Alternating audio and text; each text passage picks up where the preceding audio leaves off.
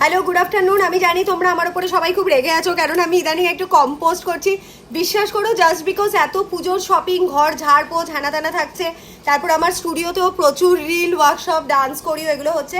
আর এখন আমি তোমাদেরকে দেখাচ্ছি ফেসেস অফ ক্যানাডারই আমি এই ব্লু কাজল কাম লাইনারটা ইউজ করছি, কারণ আমি একটা ব্লু ম্যাঙ্গোর কোট সেট পরেছি, তো তার সাথে আমি এই ব্লু লাইনারটা লাগিয়ে যাচ্ছি।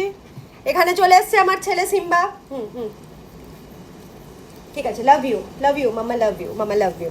এটা আমাকে ভিডিওতে বানাতে যে আমি কাজলটা পরলে নি।